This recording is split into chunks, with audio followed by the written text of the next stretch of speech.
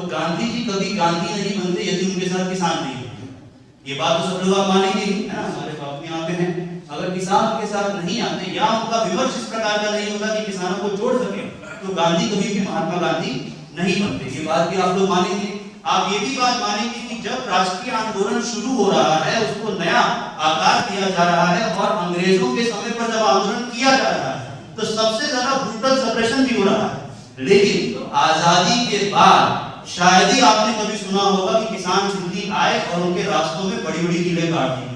हम उस समय में जी रहे हैं, अपने ऐतिहासिक मोमेंट को पहचानने का प्रयास कीजिए। मैं उसी चंपारण से आता हूँ जहाँ पर आज भी कोई गांधी को सिनेमा बनाना चाहे या रिकॉर्ड करके डॉक्यूमेंट्री बनाना चाहे, तो उसी प्रकार की गरीबी भी नजर आएगी जो उस समय गांधी के समय थी।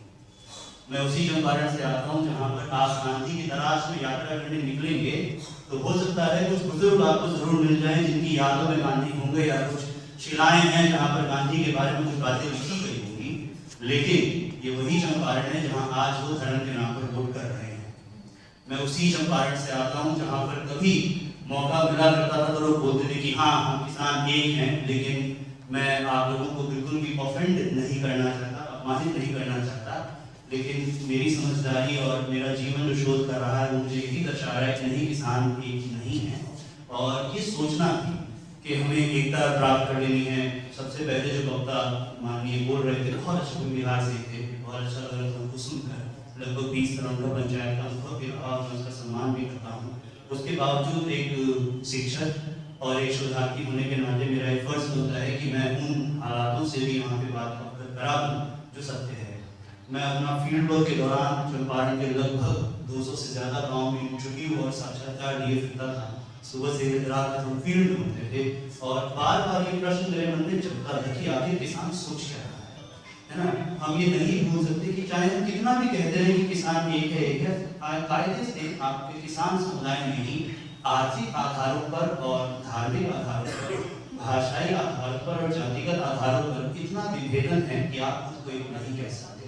ये बात हमें स्वीकारनी होगी और इसे इग्नोर कर देना और ये सोचना कि नहीं यहाँ हम सभा कर रहे हैं और सभा में एक साथ बैठे हुए हैं, हम लोग शेर शायरी करके अपने मन को खुश कर सकते हैं, हम कविताएं पढ़ के भी खुद को खुश कर सकते हैं।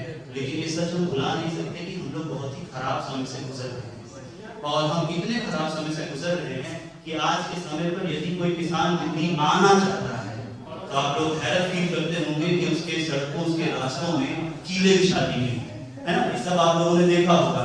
आप लोगों को ताज्जुब करना चाहिए कि आमतौर पर जब हम राष्ट्रीय आंदोलन फ्रंट, जिससे मैं जुड़ा हुआ हूँ डॉक्टर सौरभ वाजपेयी सर के साथ, अगर आप राष्ट्रीय आंदोलन फ्रंट के काम को देखें और भारत के राष्ट्रवादी आंदोलन के इतिहास को पढ़ें तो गांधी जी कभी गांधी नहीं बनते यदि उनके साथ किसान नहीं होते। ये बात तो सब लोग आप मानेंगे ही, है ना। हमारे बाप यहाँ पे हैं, अगर किसान के साथ नहीं आते या उनका विमर्श इस प्रकार का नहीं होता कि किसानों को जोड़ सके, तो गांधी कभी भी महात्मा गांधी नहीं बनते। ये बात भी आप लोग मानेंगे। आप ये भी बात मानेंगे कि जब राष्ट्रीय आंदोलन शुरू हो रहा है, उसको नया आकार दिया जा रहा है और अंग्रेजों के समय पर जब आंदोलन किया जा रहा है तो सबसे ज्यादा ब्रूटल सप्रेशन भी हो रहा है। लेकिन आजादी के बाद शायद ही आपने कभी सुना होगा कि किसान दिल्ली आए और उनके रास्तों में बड़ी बड़ी कीलें काट दी। हम उस समय में जी रहे हैं, अपने ऐतिहासिक मोमेंट को पहचानने का प्रयास कीजिए। ये मेरी गुजारिश भी है और आप सबसे विनती भी है। हम उस समय में जी रहे हैं जब किसान को बोला जा रहा है कि अरे क्या उगाते हैं, किस चीज को उगा रहे हैं, किस चीज की मांग कर रहे हैं। आमतौर पर जब मेरे पास ये इन्विटेशन आया तो मैं पूरा अपना ऐसे प्रशांत जी ने भेजा तो सतत विकास की और तकनीकी पद्धतियां और इससे रिलेटेड बातचीत की, तो मैं अपना पूरा लिख के अपना अकादमी पूरा ध्यान दे आया और आमतौर पर मैंने उनसे पूछा कि इवेंट में बातचीत किस प्रकार की होगी, जरा मुझे एक अंदाजा दे दीजिए। तो प्रशांत जी ने कहा कि सर बिल्कुल आपको जानकारी लेके आइएगा। और जब मैं वहां पहुंचा तो मुझे लग रहा नहीं इवेंट थोड़ा सा अलग किस्म का है, जोश से भरा हुआ है ना। और आमतौर पर हम शिक्षकों की आदत होती है कि हम लोग बोलते बहुत ज्यादा है ना, क्लास में लेक्चर देने की आदत पड़ जाती है और गुरुजी प्रणाम होता है तो कहते हैं बहुत कुछ बोल लेंगे। आमतौर पर मैं आज इस बात को नहीं करना चाहता। हाँ, मैं ये जरूर बोलना चाहूंगा कि जो कृषि की समस्या है उसको आप संरचनात्मक प्रवृत्तियों से थोड़ा सा एक बार देखने का प्रयास करें। वो संरचनात्मक प्रवृत्ति या स्ट्रक्चरल चीज है क्या। हमने अपने विकास की गाथा में कृषि को स्थान कर समस्या बना, जो कुछ भी आप समस्या बड़े आयाम में देख रहे हैं ना, मूल प्रश्न यही है कि आपने विकास की गाथा में कृषि को क्या स्थान दिया। आमतौर पर जब आप कृषि के बारे में जगह बनाते हैं, जितने भी यहाँ लोग होंगे जिन्होंने अपने स्कूल कॉलेज के दौरान कभी अर्थव्यवस्था या इकोनॉमिक्स को पढ़ा होगा, आमतौर पर आपके मन में सवाल आता है कौन से सेक्टर में कृषि आता है। अगर कोई माननीय सदस्य यहाँ जो बैठे हैं, जो लोग हैं, क्या आप बताना चाहेंगे कि प्राइमरी है, सेकेंडरी है, टर्शियरी है, किस सेक्टर में कृषि को रखा जाता है? प्राइमरी में, है ना, प्राइमरी में रखा जाता है। क्यों ऐसा क्यों कर देना है? क्योंकि जितनी इंडस्ट्रीज है उनका स्रोत नहीं है। जो इंडस्ट्रीज उनका स्रोत यही है। बहुत बहुत धन्यवाद आपका। प्रश्न ये है कि प्राइमरी में रख के उसकी स्थिति दयनीय क्यों रखी? कृषि का जो समस्या है वो क्या है? अगर हम उदाहरण देखें, इसे ग्रेडेड ट्रांजिशन मॉडल के नाम से पढ़ा दिया जाता है कॉलेजों में और स्कूलों में, मार इस पे एकदम लेक्चर पे लेक्चर दिए जा रहे हैं, किताब छप रही है और बड़ी ताज्जुब की बात है, किसानों की किताब छपती है, वो बात किसानों को समझ नहीं आई।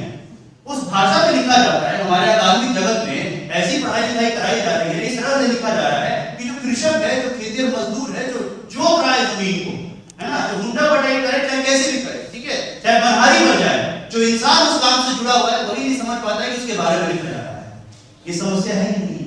हम किसके बारे में लिख रहे हैं? यहाँ बैठ के हम आपस में बातचीत कर लेंगे, बड़ा अच्छा लगेगा, है ना, आप लोग भी सेल्फी खिंचवा लेंगे, मैं भी खिंचवा लूंगा, आज मैं भी लिंक्डइन पे पोस्ट डाल दूंगा, आप लोग भी जाहिर सी बात है स्टेटस डालेंगे ही, पर किस लिए?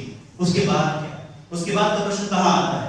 क्या हमने कभी ये नहीं सोचा कि हमें कृषि को प्राइमरी भले ही रखें, लेकिन क्या हमने अपने पूरे आर्थिक तंत्र में उसको प्राइमरी बनाया है या उसको द्वयम दर्जे पर रखा हुआ है? सबसे पहला सवाल ये कि ऐसा हम क्यों नहीं कर रहे? इसके पीछे भी क्या कारण है कि जो विकास की गाथा एक बार अंग्रेजों ने अपने देश में लिख ली, उसी को कॉपी कर करके दुनिया भर के अलग अलग देशों में फैलाया गया। फिर चाहे वो अमेरिका हो, आज बहुत बड़ा उदाहरण है भाई, स्पोर्ट में सबसे आगे है, फूड ग्रेन एक्सपोर्ट में सबसे आगे है, इंडस्ट्रियल फार्मिंग कर रहा है, या सोवियत रूस के जमाने में और उससे पहले भी गुलाब ने जो किया अपने खेतों के साथ, उसको एक उदाहरण की तरह हम रखेंगे और फिर कहेंगे कि जितने भी रेट कैपिटलिस्ट डेवलपमेंट की जो तेजी से जहां पर पूंजीवादी विकास करना है, वहां पर भी कृषकों का यही स्थान बना दिया जाए तो आगे बढ़ जाएंगे। आप जब तक आप इस व्यवस्था को उलट नहीं देते, तब तक किसानों की किसी समस्या का हल नहीं होने वाला है, ये मैं लिख के कह रहा हूं। दूसरी बात, हमारे किसान आज दिल्ली के बॉर्डर से दिल्ली पहुंचना चाहते हैं, तो हमने क्या किया है? जगह बांट दी है ना। जैसे कि जगह क्या है? संधू बॉर्डर बिठा दो, इधर दिल्ली की गाजियाबाद की बॉर्डर पे बिठा दो, यहाँ बहुत प्रोटेस्ट करना है तो जंतर मंतर भेज दो। आप लोगों को अजीब नहीं लगता? भाई जहां मन करे वहां प्रोटेस्ट करें, दिल्ली विश्वविद्यालय में क्यों नहीं? वहां भी कर सकते हैं, इंडिया गेट पे मार्च करा देंगे, लेकिन पार्लियामेंट के सामने क्यों नहीं? हमने अपने शहरी और खास तौर पे सत्ता का ये संरचना है जहां पे इस पूरी जगह को टिका के रखा हुआ है, उसी से किसानों को दूर कर दिया। और फिर हम क्या बोलते हैं? जय जवान जय किसान। हम क्या बोलते हैं? किसान अन्नदाता है। हम क्या बोलते हैं? किसान हमारा सबसे मजबूत जो है मतदाता है। मैं जब बिहार में फील्ड वर्क कर रहा था, और चूंकि चंपारण से हूं, लेकिन ये चीज हमें हमेशा सिखाई जाती है रिसर्च के दौरान कि जब भी आप फील्ड में जाएं, ये भूल में जाएं कि आप बहुत कुछ जानते हैं। आप अपने आप को मूर्ख समझें, तभी आप अच्छे समझ पाएंगे। तो जो किसानों के अंदर कई प्रकार की समस्याएं हैं, उसमें मैं 2-3 एग्जांपल से जरूर आपको प्रकाश देना चाहूंगा। एक बड़ा कमाल का गांव है सलहा बरियरवा, पश्चिमी चंपारण में गांव है सलहा बरियरवा, और बड़गांव एस्टेट जो हुआ करता था, माननीय सिकंदर साहब ने हाथ खड़ा कर दिया। सलहा बरियरवा के पास एक और गांव है गिनारवा, मेरी बहन के ससुराल वहां पे है। तो सलहा बरियरवा जो है उसका लोकेशन बड़ा कमाल का है। उसमें दलित समुदाय से भी लोग रहते हैं, उसी में फर्दर आप जाएंगे डिफरेंशिएशन में तो मुसहर समुदाय से भी लोग रहते हैं, और जो बड़गांव एस्टेट है उसके एकदम दूर छोर पर, जैसे अगर आप उसको बांटे भूमि के संबंधों के हिसाब से, तो बड़गांव एस्टेट हो गया उदारी वर्ग का, बड़े उदारी वर्ग का, और सबसे आगे की जगह पे, सबसे दूर की जगह पे सलहा बरियरवा गांव बसा हुआ है। तो वहां मैं गया, मैं जानना चाह रहा था, लोगों से बात करना चाह रहा था, और उसी दौरान एक खेत में 2 मजदूर काम कर रहे थे। तो अब जाहिर सी बात है, मैं पहुंच गया अपना माइक्रोफोन लेकर, और मैंने कहा कि मैं आपसे थोड़ी देर बातचीत करना चाहता हूं। अब मैं ये नहीं बताऊंगा कि किस समुदाय का खेत था, वरना ये मुद्दा कई बार भटक सकता है, लेकिन मेन बात क्या है वो जरूर कहूंगा। तो मैंने ऐसे उनसे कहा कि अच्छा, आपको किन-किन समस्याओं का सामना करना पड़ता है, मैं जानना चाहता हूं। तो उन्होंने कहा कि नहीं सब ठीक है, अच्छा है। मैंने कहा अपमानित महसूस करते हैं? कभी ऐसा कुछ हुआ कि आपको बड़ा अपमानित किया गया हो, या आपकी आमदनी तो कम ही है तभी आप ये काम कर रहे हैं? और एक सवाल मैं हमेशा पूछता था कि आखिरी बार दाल कब खाई थी? ये सवाल मैं हर कृषक से, हर मजदूर से पूछता था कि आपने आखिरी बार दाल कब खाई थी, मुझे जरूर बताइएगा। मैं जानना चाहता हूं कि आप दाल कब खरीदे थे। और आप लोग हैरान होंगे कि मुझे 100 किसानों में मात्र एक निकाला जो बोल पाता था कि हाँ पिछले हफ्ते मैंने दाल खाई थी। ये हालत है भारत के किसानों की, भारत के ज्यादातर किसानों की जो खेत में अपने काम को कर रहे हैं। तो वहीं पे एक आदमी पहुंच गया और बोलता है, उसने देखा कि इसने कैमरा है, माइक्रोफोन है, साथ में 2 लोग हैं, गाड़ी आई तो लगा कि कोई सरकारी कुछ काम तो नहीं है, तो पहुंच गया तुरंत मेरे पास, तो उनसे भी बात करने लगा और बातचीत बड़ी प्रेम से, बताइए क्या हाल चाल है, मैं कुछ जानकारी लेने आया हूँ। तो इतने में पहुंचे किसान है, कितना बुद्धिमान व्यक्ति है, वो कहता है कि मालिक थोड़ा पानी दे दीजिए। उनको बोलता है कि मालिक थोड़ा पानी दे दीजिए। और लगभग 22-23 साल का युवक था और उसका जवाब भोजपुरी में है, तो मैं भोजपुरी में कहना चाहूंगा कि किस तरीके से उसने बोला। मान लीजिए 2 लोग यहाँ मेरे साथ यहाँ नीचे बैठे और मैं ही कोई मालिक हूँ। उसने कहा तेरा पानी चाहिए, तेरा पानी चाहिए बोरा से, मतलब तुम्हें मुझसे पानी चाहिए, तुमको पानी चाहिए मुझसे, हैं? और चापाकल निकल होकर तुमको वो नहीं दिख रहा है हैंडपंप, जाओ जाके पानी लो उससे, जाओ ले। फिर बोला कि खाना पड़ता है, नहीं तो काम नहीं करेगा सर। इतनी का नरेगा में ढेरे मुंह बढ़ गया, नरेगा में इन सब का मुंह कुछ ज्यादा ही बढ़ गया है, ठीक है, ढेरे मुंह बढ़ गया। और फिर मैंने जब वो चला गया तो मैंने उसकी तरफ देखा, तो बोला कि आपको अपमानित वाला सवाल पूछ रहे थे ना, ऐसे ही होता है। कुछ ज्यादा पुरानी बात नहीं है, 2012 की बात है, मुजफ्फरपुर के पास के गांव की कहानी है। उसे रिकॉर्ड भी किया गया कि इतनी भूख लगी हुई थी कि कुछ किसानों को पता चला कि पुलिया के उस पार एक मरा हुआ बकरे को गाड़ दिया गया। इतनी भूख लगी थी कि वो लोग वहां पहुंचते हैं, गड़े हुए बकरे को बाहर निकालते हैं और भूख दबाने के लिए, भूख क्या करती है, भूख आपके पेट में दर्द कराती है, भूख आपके शरीर को झकझोरती है, तब आपको लगता है कि हाँ भूख लग रही है। और बच्चों को खिलाया गया, हम लोगों को नहीं खाया। साथ में क्या हुआ अंत में, बहुत सारे लोगों की मृत्यु हो गई, डायरिया सिचुएशन हुआ। ये हमारे किसान की हालत है। तो जब कभी मैं सोचता हूँ ना कि यहाँ पे आके हम लोग बोलते हैं कि हमारा किसान बड़ा मजबूत है, हमारा किसान बहुत साहसी है, अच्छी बात है, बिल्कुल मजबूत है वो। अगर वो इस तरह की जिंदगी के बाद भी जी रहा है और लड़ रहा है तो वो मजबूत है। लेकिन क्या ये सेलिब्रेट करने वाली बात है?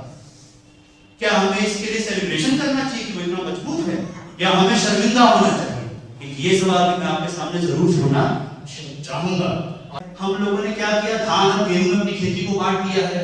आज आप सब जान रहे होंगे कि जो कृषि की समस्या है ना, ये केवल और केवल मात्र किसान और भूमि स्पर्श तक सीमित नहीं है, ये समस्या पोषण की भी है। इस शहर में जितने लोग रह रहे हैं, तो उनका टेस्ट करा लीजिए, आपको पता लग जाएगा कि हम में से ज्यादातर लोगों के अंदर विटामिन B12 की कमी है। आप टेस्ट करा लीजिए, आपको पता लग जाएगा। आपको पता लग जाएगा कि हमारा पोषण इतना दूषित हो चुका है कि हम अलग अलग प्रकार के न्यूट्रिएंट्स अपने फूड में नहीं ला पा रहे हैं। ये क्यों हो रहा है? क्योंकि हमने कभी भी कृषि को केवल प्राइमरी से आगे बढ़ाकर एक होलिस्टिक अप्रोच देकर एक समेकित रूप में समझने का प्रयास नहीं किया है, जिसे करने की आवश्यकता है। और हाँ, जहां तक किसानों को एकीकृत करने की बात है, बड़ा पुराना राजनीतिक प्रश्न है। इस पर न जाने कितने लेफ्ट के तरफ के लोगों ने, मार्क्सवादी ने किताबें छाप रखी हैं। मेरा ये मानना है कि जब तक हम वापस से राष्ट्रीय आंदोलन के मूल्यों के ध्वज तले किसानों से बातचीत नहीं करते और उनको एकीकृत नहीं करते, तब तक किसानों का कोई भला नहीं होने वाला है। और चूंकि एक शेरो शायरी का माहौल है, तो मैं कभी-कभी अपने स्टूडेंट्स के लिए कविताएं लिख दिया करता था। तो अगर आप इजाजत दें तो क्या मैं एक कविता आप लोगों को सुना दूं? अगर आप नहीं देंगे तो मैं नहीं सुनाऊंगा, है ना। मेरे बच्चे मुझसे बड़ा कुछ कहते हैं, सर टेस्ट नहीं लोगे तो मैं नहीं दूंगा। खैर, तो एक कविता है बहुत ही छोटी सी कि उपेक्षणीय, इस कविता का फीचर है। मैं कहता हूं मुझे बड़ा मत समझो, मैं कहता हूं मुझे बड़ा मत समझो, मैं छोटा हूं छोटा ही सही, किंतु मैं उपेक्षणीय नहीं। ये मेरा मानना था कि किसानों को उपेक्षणीय समझा जाता है। तो मैं कहता हूं मुझे बड़ा मत समझो, मैं छोटा हूं छोटा ही सही, किंतु मैं उपेक्षणीय नहीं। मैं वो पहली बूंद हूं जिससे बारिश शुरू होती है, मैं वो पहली बूंद हूं जिससे बारिश शुरू होती है, मैं वो आखिरी बूंद हूं जिससे घड़ा भरता है। क्या ठीक है, मैं वो आखिरी बूंद हूं जिससे घड़ा भरता है। वो छोटी धारा हूं, मैं वो छोटी धारा हूं जो किसी नदी को तीव्र कर देती है, मैं वो छोटी धारा हूं जो किसी नदी को तीव्र कर देती है। मैं वो पहली किरण हूं जो सबके द्वार पर दस्तक देती है, मैं ही वो पहली किरण हूं जो सबके द्वार पर दस्तक देती है। मैं वो पहली मुस्कान हूं, मैं वो पहली मुस्कान हूं जो आपको सकारात्मकता से भर देती है। जब मैं किसानों से मिलता था, जब वो मुस्कुराते थे ना, तो मेरा मन पसीज जाता था कि इतना दुख में कोई इंसान मुस्कुरा कैसे सकता है। और फिर जब वो कहते हैं कि बाबू खाना खा के जाए, किसान से वो मिलेंगे ना, तो वो बोलेगा बाबू कहने से आई मानी, कहां से आए हैं? अच्छा, बड़ी खुश है, खाना खाए। या फिर सत्तू में पी ली, सत्तू महंगा है लेकिन वो आपके लिए कहीं ना कहीं से लेके आएंगे। तो मैं वो पहली मुस्कान हूं जो आपको सकारात्मकता से भर देती है। मैं वो पहला एहसास हूं जिसे आप कभी भुला नहीं सकते। मैं वो पहला एहसास हूं जिसे आप कभी भुला नहीं सकते। वो पहला अभिज्ञान हूं जिससे आप खुद से रूबरू हुए। किसान है कि मैं वो पहला अभिज्ञान हूं जिससे आप खुद से रूबरू हुए। मैं वो पहला हौसले का स्पर्श हूं जिसने आपको बिखरने ना दिया। मैं वो पहला हौसले का स्पर्श हूं जिसने आपको बिगड़ने ना दिया। मैं वो पहला ख्वाब हूं जिसने आपके अंदर कुछ कर गुजरने की लालसा जगाई। मैं छोटा हूं किंतु मैं तुच्छ नहीं, निरर्थक नहीं, नगण्य नहीं, अर्थहीन नहीं, महत्वहीन नहीं। मैं इन्हीं सब बातों से, इन्हीं शब्दों से अपनी बात को समाप्त करूंगा। आप सबका बहुत बहुत शुक्रिया। दोबारा कभी मुलाकात की खबरों फिर से जरूर मिलेंगे। धन्यवाद।